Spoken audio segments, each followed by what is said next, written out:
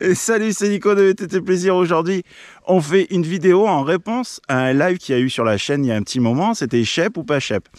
Donc j'ai la chance d'avoir un invité, Yvan Grasso, qui est là. Le président de l'antenne MBF, VAR-STRL, qui va répondre à pas mal de questions qui ont été posées lors de ce live et remettre un peu à plat et surtout un peu nous corriger parce qu'on a dit quand même pas mal de bêtises lors de ce live. A tout de suite sur le VTT.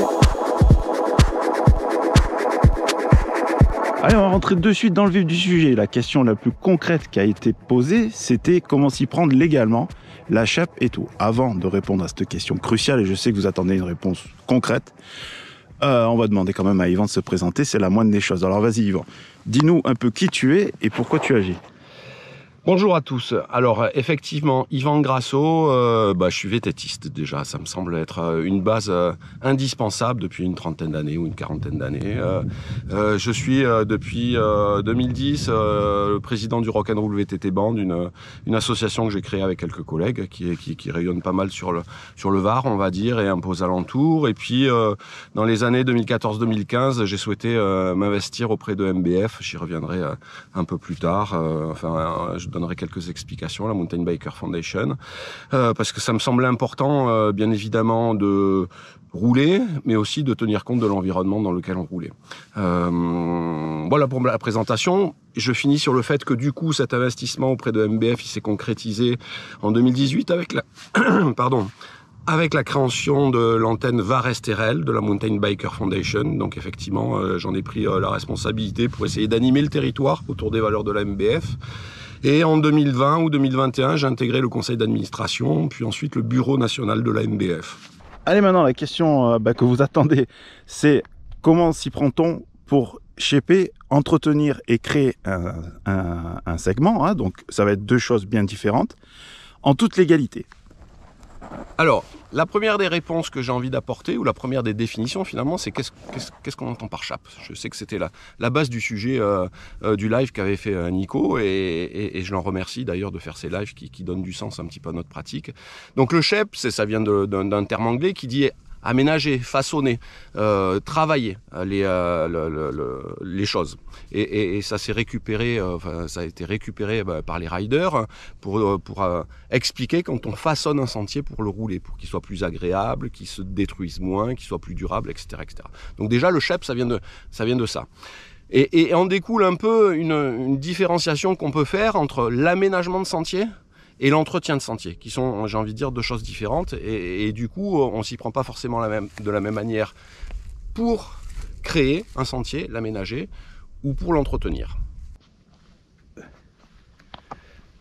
Alors, entretenir un sentier, on va commencer par presque le plus simple. J'ai envie de dire qu'il y a tout un tas de sentiers autour de chez vous. Avoir un petit sécateur sécurisé ou une petite scie pliante dans son sac à dos, ça permet effectivement, quand on roule tout simplement, il y a un arbre qui est tombé parce qu'il y a eu un coup de vent, ou une branche qui dépasse, ou une ronce, etc., etc. J'ai envie de dire qu'on ne pourra pas vous le reprocher, bien évidemment, si le sentier n'est pas interdit. Donc ça, c'est le minimum. De temps en temps, pourquoi pas aller passer un coup de râteau, mais on va y venir après, ça peut engendrer un certain nombre d'autres problèmes parce que, et ça c'est encore une autre partie qu'on abordera après, on est toujours chez quelqu'un. Il faut savoir que dans la nature, on est toujours chez quelqu'un, que ce soit des espaces privés, des espaces publics gérés par des gestionnaires, par des parcs, etc., etc. On est toujours chez quelqu'un. Pour la partie chape, création, on va y revenir aussi bien évidemment tout à l'heure. On ne peut pas faire si on ne demande pas l'accord du propriétaire, tout simplement. Parce que c'est comme si on venait, votre voisin, il venait chez vous parce qu'il avait commencé à travailler une piste dans son terrain, et puis vous voulez la continuer un peu, il vient un peu dans votre jardin, et puis sans vous demander l'autorisation. Donc on est toujours chez quelqu'un. Donc la première des démarches à faire quand on veut créer quelque chose, c'est de se renseigner à qui est le terrain, et ensuite d'aller lui demander l'autorisation. Donc, comment on fait pour savoir à qui est ce terrain-là? Le plus facile, c'est pas simple, mais le plus facile, c'est d'aller en mairie, au service du foncier, et aller demander à qui appartient la parcelle. Alors, la parcelle, pas la partielle, la parcelle. Et du coup, on va vous donner l'adresse, on vous donnera pas forcément toutes les coordonnées, mais ça permet effectivement ensuite d'écrire un courrier pour demander une autorisation. Alors, si c'est un terrain municipal, c'est un peu plus simple, vous allez pouvoir aller demander au maire. Ou si c'est une forêt d'État, on y verra après, ou etc., etc., demander aux gestionnaires comme l'ONF ou ou d'autres gestionnaires qui peuvent être le conservatoire du littoral, etc., etc. Mais dans tous les cas, ça appartient toujours à quelqu'un à partir du moment où on intervient sur un terrain, surtout quand on va créer, couper, etc., etc. Et on y reviendra après ce qu'on peut faire, ce qu'on ne peut pas faire, et ben il faut demander l'autorisation. Des barrières avec écrit propriété privée. Mise ou pas forcément par la bonne personne, mais alors, au moment où c'est ça écrit, c'est autre chose, mais si c'est indiqué, on l'abordera ça. Un propriétaire, s'il ne veut pas que tu rentres chez lui, il doit le signaler.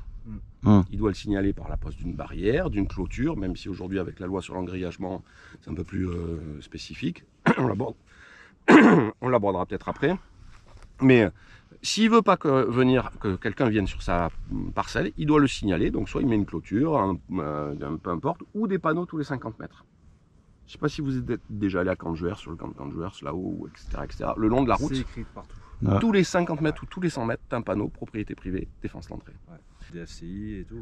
Alors, on y viendra après, c'est un peu le statut particulier des DFCI. Les DFCI, ce sont des pistes qui sont entretenues par le public, parce que c'est de la défense incendie, mais elles ont un statut particulier où une DFCI, pour être construite, elle passe chez des terrains privés.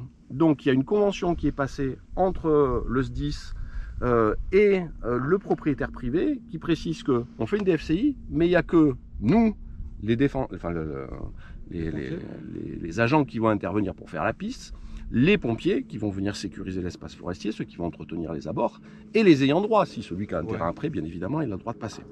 Mais pour éviter que les propriétaires refusent de signer les conventions pour créer des DFCI, ils ont créé ce statut particulier. Et logiquement, toutes les DFCI, elles sont juste autorisées aux ayants droit. Ah oui. Donc le vététiste lambda n'a pas le droit d'emprunter une DFCI? En principe, non. Alors après, il y en a qui sont balisés, où tu peux aller, et il y a une forme de tolérance aujourd'hui sur les DFCI.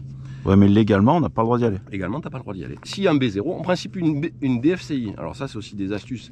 Une DFCI, il doit y avoir un panneau B0. Le B0, c'est interdit à tout véhicule. Hein. Donc le vélo, c'est un véhicule, le cheval, c'est un véhicule, etc., etc. Parfois, il y a B0, sauf VTT, en dessous. Ou alors, c'est ce qu'on appelle des B7B. Les B7B, c'est effectivement le panneau spécifique où c'est autorisé aux véhicules non motorisés. D'accord ? Mais une DFCI où c'est pas noté, où il y a le panneau B0, et sous le panneau B0, il doit y avoir le numéro de l'arrêté de DFCI auquel il se réfère. Parce que s'il n'y a pas cet arrêté, c'est caduc en fait. Des fois, tu as même le montant de l'amende, des fois, de noter. On va peut-être en voir un, je crois qu'il est marqué. On expliquera. Et s'il n'y a pas le numéro de l'arrêté, tu ne peux pas te verbaliser, parce que un panneau B0, c'est un panneau du code de la route qui interdit, il doit se référer à l'arrêté de prévention incendie. Toutes les DFCI sont référencées et elles répondent à un arrêté qui a été pris pour créer cette piste incendie.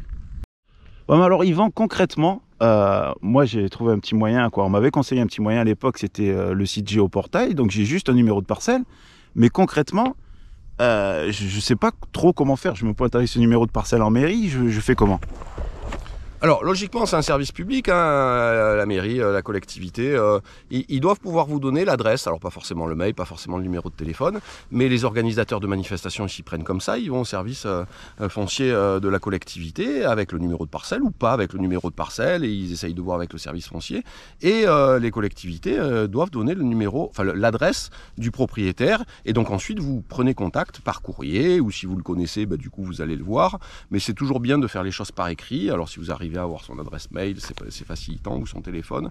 Mais qu'on soit organisateur de randonnée, finalement, c'est pareil pour le pratiquant lambda. À partir du moment où on intervient sur une parcelle, on doit avoir l'autorisation du propriétaire. Les organisateurs de randonnée, ils font la liste des parcelles traversées et ensuite ils envoient les courriers pour avoir les autorisations. Donc ces numéros-là, ils ont les numéros de parcelles, mais ils arrivent bien à avoir les adresses. Autrement, ils ne peuvent pas faire leur déclaration et avoir leur autorisation préfectorale pour l'organisation des événements. Donc je me présente avec mon numéro de parcelle, ou pas, au service du cadastre, ou du moins le service foncier de la commune sur lequel le terrain se trouve. Voilà. C'est mieux. Et à ce moment-là, la mairie est dans l'obligation de me fournir au moins l'adresse du Oui, propriétaire. alors ils le feront peut-être pas tout de suite, hein, Oui, oui, oui, il y aura un mais petit laps de temps. tu peux leur envoyer un courrier ou un mail avec le numéro de la parcelle ou un plan avec entouré la parcelle que tu as capté sur Géoportail, D'accord. et ils doivent pouvoir te la donner, effectivement. Alors pour finir, si on part du principe qu'on est toujours chez quelqu'un, déjà il faudrait savoir quel type de terrain et quel type de propriétaire à qui on a affaire à peu près. Donc je pense que tu peux nous éclairer là-dessus. Alors, je vais essayer, effectivement, on le disait, on est toujours chez quelqu'un. En France, en gros, on va le faire assez simple, il y a deux types de propriétaires. Il y a les propriétaires privés, vous, moi, si on a un bout de terrain en forêt, comme on a notre maison si on est propriétaire. Et puis, il y a des propriétaires publics. Enfin, c'est pas comme ça qu'on les nomme, mais bon, peu importe. Ça peut être l'État, une commune, un département qui a un espace forestier en tant que propriété. En général, les propriétaires privés, soit ils entretiennent leur propriété, soit ils l'entretiennent pas, hein, c'est souvent le cas, ou alors ils la donnent en gestion. Ça peut être une société de chasse, enfin voilà, il peut y avoir tout un tas de choses. Et de l'autre côté, les propriétés publiques, en général, et de manière assez obligatoire, il y a forcément une délégation de gestion forestière, et cette délégation de gestion forestière, très souvent, elle est confiée à l'ONF, mais ça peut être au Conservatoire du Littoral ou à des gardes du conseil départemental qui en ont la gestion. Et donc ils sont chargés sur ces forêts privées, on verra après le distinguo qu'il peut y avoir entre les 2-3 forêts, à mettre en place un plan de gestion. Alors un plan de gestion de protection de la biodiversité, de gestion du bois, etc., etc. Après aussi, il y a différentes forêts, tu en as parlé, et différents parcs protégés aussi, donc difficile de s'y retrouver un peu là-dedans. Si tu peux nous éclairer aussi sur ce sujet-là. Alors, dans les différents types de forêts qui sont gérées par des collectivités, des communes, des départements ou l'État, pour l'État, c'est ce qu'on appelle les forêts domaniales, hein, vous en avez souvent autour de chez vous, elles sont gérées par l'ONF en général. Il y a, ce qu'il ne faut pas oublier, c'est qu'effectivement, il y a une gestion sylvicole, une gestion de la chasse, mais il y a aussi une gestion d'accueil du public dans ces forêts. Donc il y a aussi une obligation à ce qu'il y ait des plans d'accueil du public qui soient proposés. Et encore une fois, dans ces forêts-là, sauf interdiction, on a le droit d'y rouler. Dans les parcs, il y a différents types de parcs, les parcs départementaux, régionaux, les réserves naturelles, etc. etc. Très souvent, il y a des règlements qui sont créés quand il y a la création de ces parcs. Et logiquement, il faut se renseigner. Il y a souvent des circuits que l'on peut utiliser, d'autres des endroits où on ne peut pas aller pour protéger la faune, la flore, etc. etc. Donc quand on est dans un parc, renseignez-vous. Allez Yvan, là on est devant ce fameux panneau B0. Si tu peux nous expliquer un peu de quoi il en retourne et est-ce que vraiment on a le droit de rouler dès qu'on voit ce panneau-là? Alors, comme la loi française est assez subtile, cette histoire de B0 est assez subtile aussi. C'est un panneau de signalisation routière qui précise que cette voie, elle est interdite à tout véhicule. On entend par tout véhicule dans le code de la route, un vélo, un cheval, une charrette, une voiture bien évidemment, un camion, une moto, etc. etc. Ce panneau, logiquement, il n'a rien à faire dans l'espace naturel puisque c'est un panneau du code de la route. Par contre, et notamment dans les régions sud, hein, c'est pour ça que ça nous concerne particulièrement, il est utilisé pour signaler ce qu'on appelle nous les DFCI, les défenses forêts contre l'incendie, qui sont des pistes qui sont créées pour permettre aux pompiers et aux différents services de l'État de sécuriser les espaces naturels, mais aussi les villes, en créant des pistes pour que les camions puissent y aller. Ça crée aussi des barrières contre l'incendie, etc., etc. Et donc, il est très souvent utilisé pour préciser que cette piste-là, c'est une DFCI. Encore faudrait-il que, alors là il y a le numéro, mais il faudrait en principe l'arrêter d'interdiction, enfin l'arrêté de création de la DFCI, le numéro de l'arrêté auquel cette DFCI se réfère. Et pour parler un tout petit peu de ces pistes DFCI, on pense effectivement qu'elles sont ouvertes à la circulation, ou en tout cas en tant que piéton, en tant que vélo, en tant que promeneur, ramasseur de champignons, on a le droit de les utiliser. En fait c'est faux, à moins qu'il y ait marqué en dessous, sauf cycle, et ce qui arrive parfois, hein. Parce que tout simplement, ces DFCI ont été créés, donc je l'ai dit, pour la protection incendie, mais on passe chez des propriétaires. Donc Le département, qui est avec le SDIS, le service des pompiers, pour pouvoir créer ces DFCI, passe des conventions avec les propriétaires. Et dans ces conventions, pour qu'ils puissent les signer, ils précisent que sur ces pistes-là, seuls ont droit de les emprunter les ayants droit, ça veut dire les voisins, bien évidemment, ou les propriétaires, les services de l'État qui sont chargés du secours ou de l'entretien des pistes, et pas tout le monde. Donc voilà un petit peu l'explication de ces B0. Logiquement, vous devez les avoir que sur les DFCI et avec le numéro de l'arrêté auquel elles se réfèrent. Autrement, ça n'a rien à faire dans l'espace naturel. Alors Yvan, finalement, sur le terrain, comment on sait si on a le droit de rouler ou pas, pour finir? Alors, c'est assez simple, en même temps c'est parfois plus complexe. Le postulat de départ en France, c'est on peut rouler quand c'est pas interdit. Donc, on a parlé tout à l'heure, où on y reviendra après, sur les parcs, les réserves, etc., etc. En général, il y a des panneaux d'affichage qui précisent ce qu'on a le droit de faire, où on peut rouler, où on ne peut pas rouler. Dans les forêts communales, où c'est très souvent de la propriété privée, 80% de la forêt française est privée. En gros, le propriétaire, s'il ne veut pas qu'on vienne sur son terrain, il faut qu'il le signale. Il faut qu'il le signale aux entrées de chemin, il met une chaîne, il met une barrière, il ne met pas une corde au niveau du cou, c'est pas ça que je suis en train de dire. Il le signale, comme quoi c'est une propriété privée qu'on n'a pas le droit de rentrer. Et logiquement, il doit le signaler tous les 50 mètres. Donc au moins, à chaque entrée de chemin, il doit signaler qu'il veut personne chez lui. Et donc là, c'est le droit de propriété, on se doit de le respecter tout simplement. Alors Yvan, au sujet du VAE, c'est un sujet un peu chaud et on entend vraiment des vertes et des pas mûres entre le VTT musculaire et le VTT à assistance électrique. Est-ce que juridiquement parlant, les deux ont les mêmes droits ou est-ce que le VAE est considéré comme un véhicule à moteur? Alors pour le coup, c'est très clair. Réglementation européenne qui s'applique forcément à la réglementation française. Le VAE, si tant est que il n'y a pas un accélérateur, il doit se propulser avec la force musculaire, même si c'est une assistance qui est proposée. Que l'assistance doit se couper à 25 km/h et que la puissance est limitée, je ne me rappelle plus à combien, mais c'est précisé dans la loi, c'est un vélo.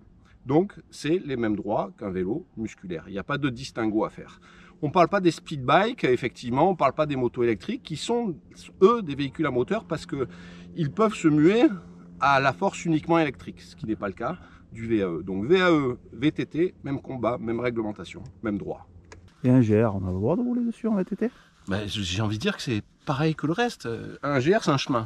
Ouais. Soit il est interdit à la pratique du VTT, et ça doit être justifié par une réglementation spécifique dans un parc, etc., etc. Autrement, s'il n'y a pas d'interdiction, tu as le droit de rouler sur un GR. Alors les pédestres, ils vont te dire, c'est un sentier pédestre. Non, c'est un sentier. Ouais, point barre. Voilà, c'est un sentier. Un sentier, s'il n'est pas interdit, tu as le droit de l'emprunter. S'il n'est pas interdit, voilà. Sauf s'il y a un panneau. S'il y a un panneau, c'est écrit. Bon, on va profiter pour faire un petit point 2024 sur la MBF. Allez, un petit point sur 2024. Alors, sur la MBF. La MBF, qu'est-ce que c'est finalement en quelques mots? Je vais essayer de vous résumer ça. La Mountain Biker Foundation, c'est une association nationale reconnue d'intérêt général, qui est basée à Grenoble, en tout cas le siège, qui se répartit sur les territoires au travers d'antennes ou de relais, qui sont portés par des bénévoles comme moi pour l'antenne Var-Estérel. On a pour ambition, pour valeur, de défendre la pratique du VTT sur notre territoire, en s'appuyant bien évidemment sur la loi, et si possible, dans un esprit de pratique durable et responsable. On ne va pas faire tout et n'importe quoi, on va tenir compte de l'environnement, on va tenir compte des autres usagers, pour essayer de vivre harmonieusement et en respect avec la nature dans le cadre de notre pratique. Voilà, ça précise un petit peu ce que c'est MBF. Après, c'est une toute petite association. Il y a 2 salariés actuellement, plus un service civique, plus un alternant, pour toute la France. Le reste, c'est des bénévoles qui travaillent au quotidien, qui vont aux réunions avec l'ONF, qui vont aux réunions avec les fédérations de chasse, qui vont aux réunions avec les élus, qui essayent de faire avancer la cause sur les territoires, bien évidemment. Et ces 2 salariés au niveau national, l'association ne vit qu'au travers des dons des particuliers et du mécénat des entreprises, notamment dans le monde du vélo. Alors on peut regretter qu'il n'y ait pas suffisamment de dons individuels, bien évidemment, alors que le ticket d'entrée c'est 5 € à l'année, c'est le don minimum. Après être adhérent c'est 20 € pour l'année, donc c'est misérable, j'ai envie de dire. Et Et puis les mécènes, les sociétés, les magasins, les écoles de VTT, les clubs, ils peuvent aussi adhérer à la MBF avec des sommes. Pour un club, c'est 50 € à l'année. Hein, quand on connaît le prix des licences et des adhésions aux différentes fédérations, ça peut faire rigoler parfois même. Et on vit essentiellement de ça. Il n'y a pas d'argent public parce qu'autrement, parfois, ça peut nous amener à pas toujours dire ce qu'on a envie de dire, etc., etc. Donc on ne vit que des dons des particuliers et du mécénat. Et sans ça, eh ben, on ne vit pas, tout simplement. C'est clair. Et il n'y a pas de représentant autre que la MBF pour défendre la pratique du VTT en France. Voilà, c'est pour ça. Je me permets d'insister encore une fois, une énième fois là-dessus. Yvan vient de vous le dire. En France, il n'y a que la MBF qui peut vous défendre, qui défend vos droits de VTTiste. Donc pensez-y, allez sur le site, renseignez-vous. Demain, il sera peut-être trop tard. C'est à moi de faire la conclusion donc. Ah, tu fais comme tu veux. T'es chez toi ici. Alors allez, pour conclure cette petite vidéo que Nicolas va nous monter, un mot de conclusion, je sais qu'il y a une visio qui est prévue le 12 à 21 h me semble-t-il sur la chaîne YouTube VTT Plaisir. J'essaierai d'y participer bien évidemment. Je crois que la thématique, et Nico il me dira si je me trompe, c'est quel avenir pour le VTT. Exactement. Ou l'avenir du VTT.